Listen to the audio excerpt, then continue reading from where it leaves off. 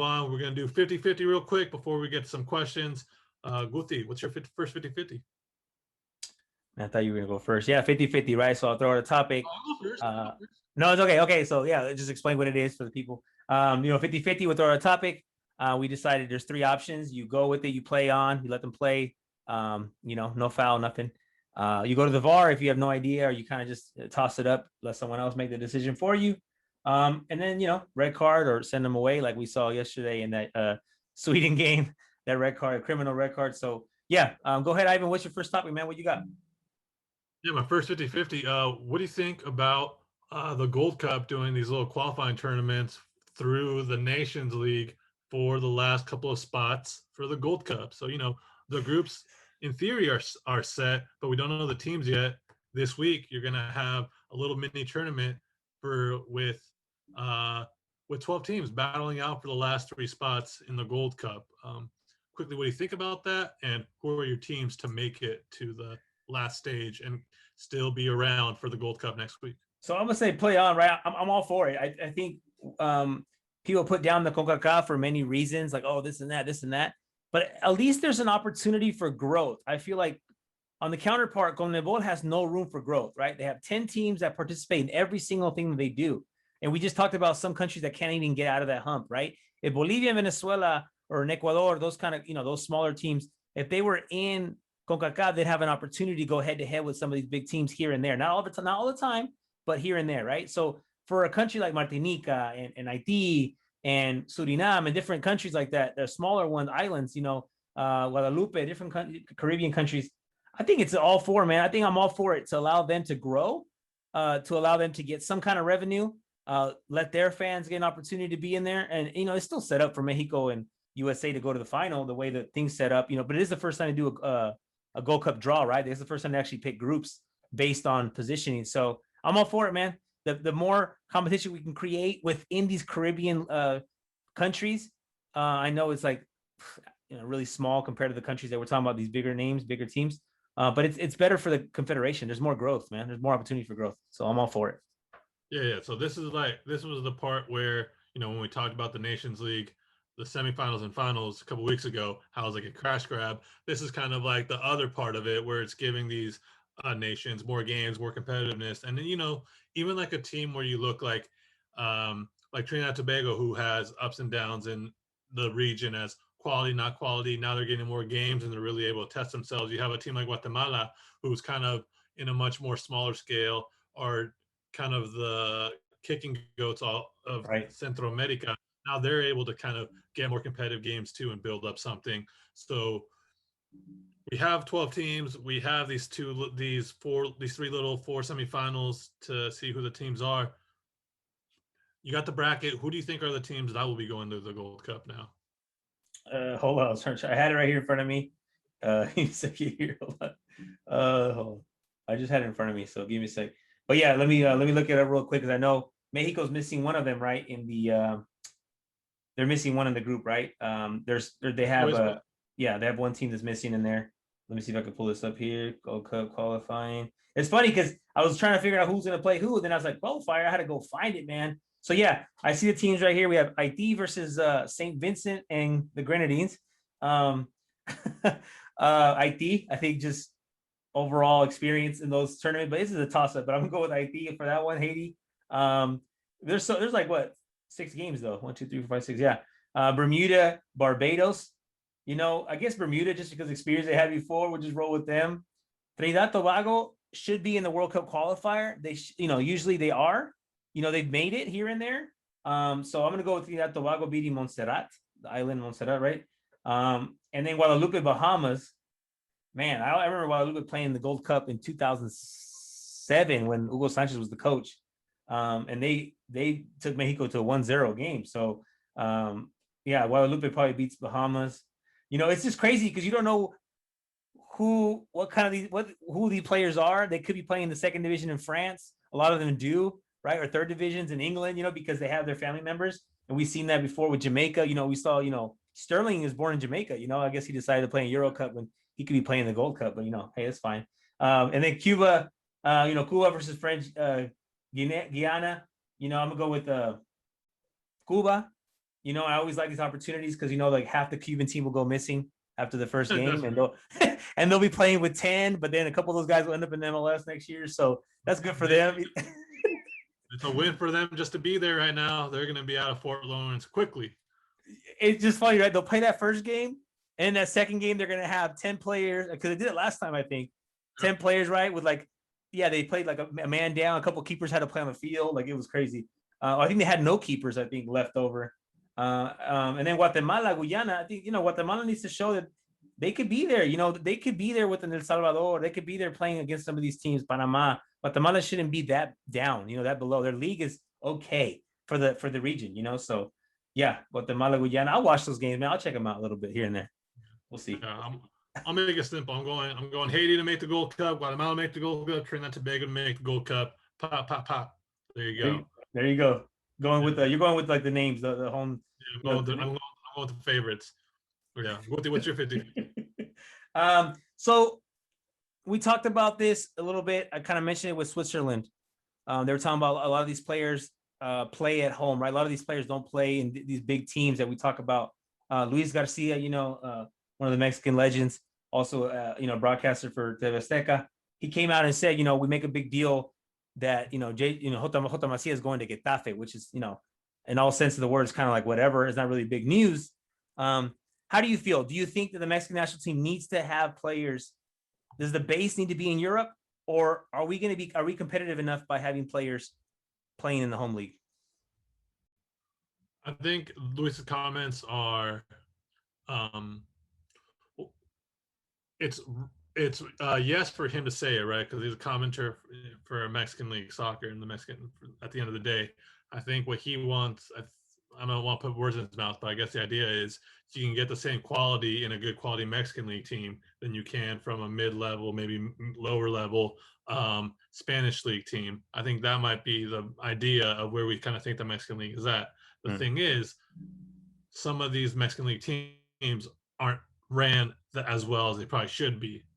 So you like need Atlas. kind of like Atlas, like Chivas, you know what I mean? Like like RIP Veracruz. You need going to a new country and experiencing the thing, it's a challenge, but it's good structurally for you because it makes you not only like grow up as a soccer player, but as an adult, which I think helps you grow up as a player, as a soccer player. So I think for that, that's good when you go to a place like that. And if you're able to adapt and if you're able to come with the changes, because there are a lot of changes to going overseas to a new country, even if the country you speak the same language, it's still a struggle. You know what I mean? I think what's not talked about enough is the struggle like that when, you know, Stacelo goes to Germany or Fabian goes to Germany and they don't know German and they might not be with their family. Yeah, Salcido went to, and Massa, they went to Holanda. When they go there, they're like, what the heck? You know what I mean? Yeah, So, yeah. I mean, you know, if Edson talked about the struggle it was to kind of be away from his family in Holland and a new environment, a new country without your support. So I think being outside your comfort zone is important for growth as a player and as a person. I think if you're able to adapt and change, and if the club is there to support you while you step there, that's the best, I think. Yeah, and I think it depends at what age you go to, right? So, like, if he goes to, you know, some of these players go to Europe young, they get the 3, 4, 5 years, then they come back to a really big team in Mexico.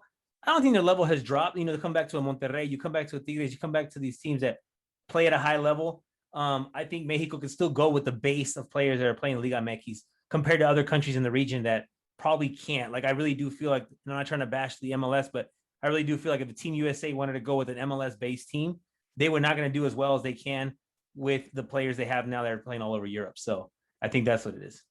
Yes, if run right, you know, being in a Monterrey, being in a Cruz Azul, being in America, that's good. You've seen what they've done over the last decade and a half, where structurally it's sound and there's an actual idea of the club itself. Even a club like Santos, they have an identity, and that identity is kind of put in place where it's a well-oiled machine, and they're not constantly changing a whole philosophy every couple of years. This is their philosophy, and when you kind of have that philosophy, it makes losing players or being able to put in new players much easier. And, you know, for an extent, I think Leon is similar in that situation where you do have these handful of teams in Liga MX where you can get the base of these players in, and that level is good.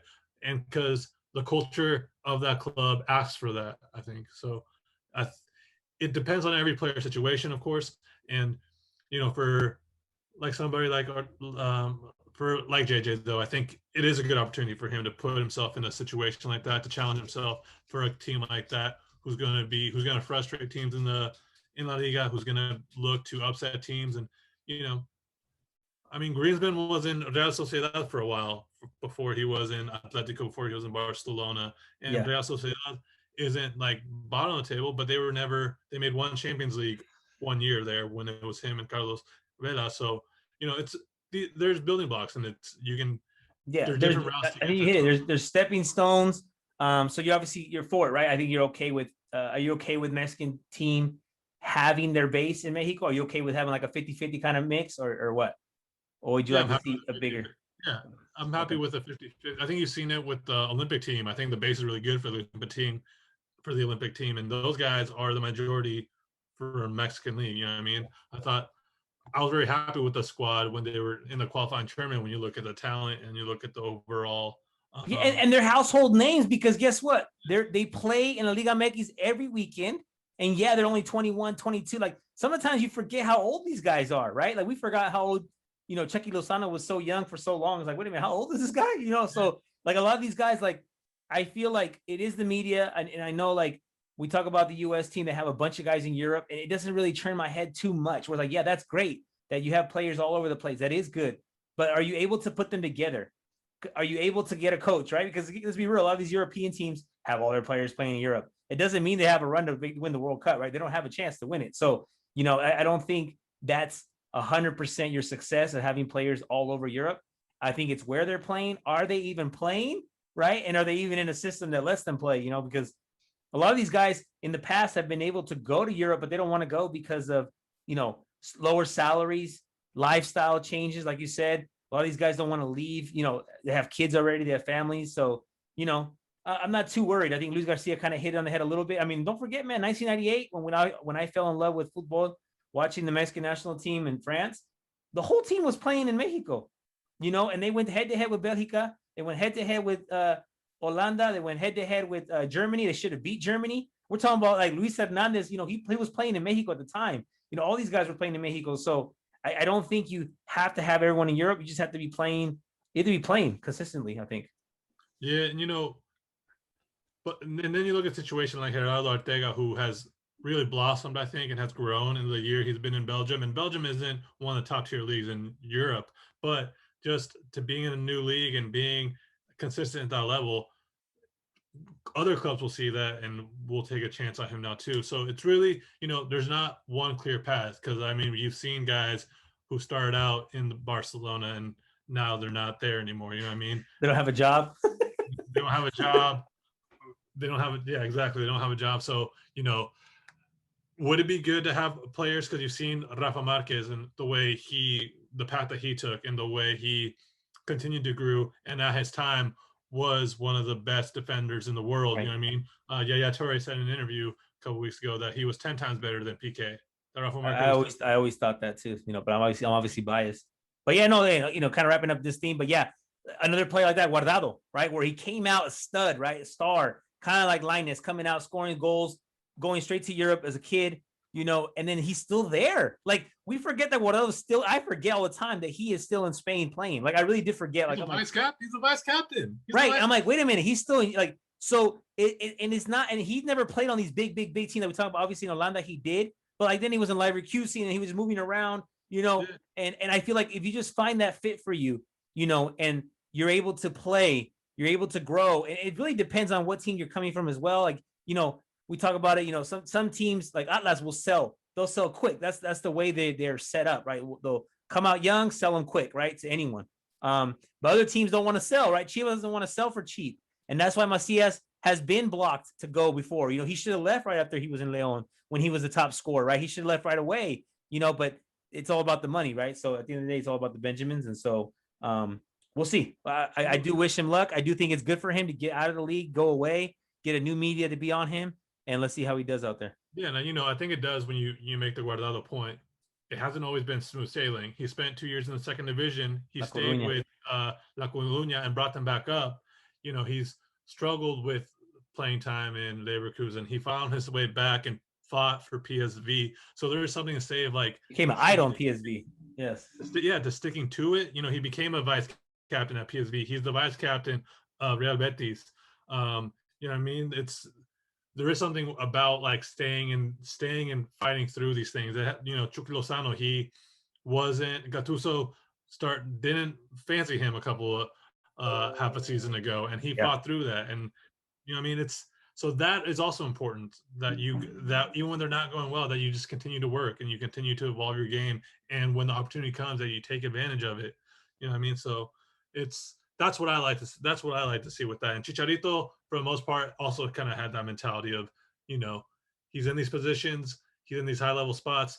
He didn't just go back the first opportunity went bad to an MLS or Liga. He still hasn't gone back because he could have still gone to Mexico whenever he wanted to, and he's still trying to make it work. I think Galaxy is definitely like one of his last runs, but like you said, he fought through it, man. He's been on he ate bench for a long, long, long time in different teams. When we know if he was on a smaller team like a Getafe or something like that, he'd be a starter. So props to him. He's making that money and he has a good agent, and he actually fought through it.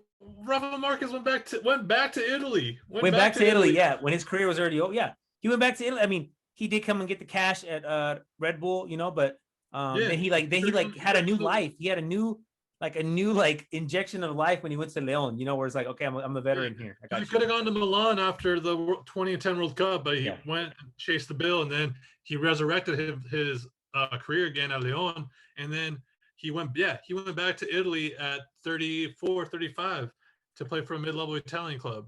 Shout out to him. He is coaching the U19s in Barcelona, so he's also climbing his way up. He's climbing his way up in the coaching ranks, and I do think we're gonna have like one of the.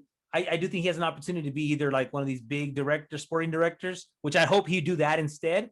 But I'm pretty sure he's gonna try to be a head coach, and you never know, man. He could be coaching Barcelona one day. I could see that happening. Hey, man, in 2025, when whoever's the coach gets fired for not winning the Gold Cup, Rafa Marquez, baby, coming in, taking us to the World Cup. I think that'd be our dream, but I also feel like I think I don't know, man. I think he's smarter than that. I don't think you can do that young in your career. I think that's something you do later on.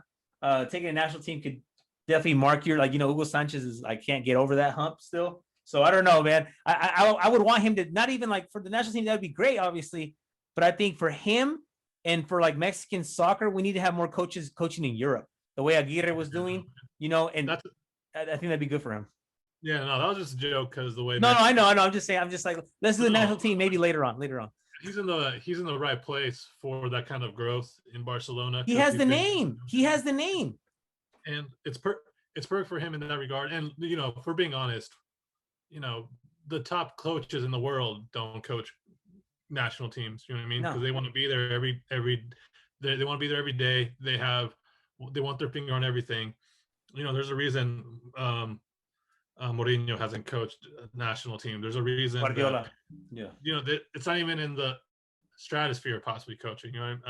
No, it's like a different part of your career, right? When you coach a national team, it's like if you're one of these top coaches that are managing these big clubs, you're not going to go to your national team because they won't pay you as much.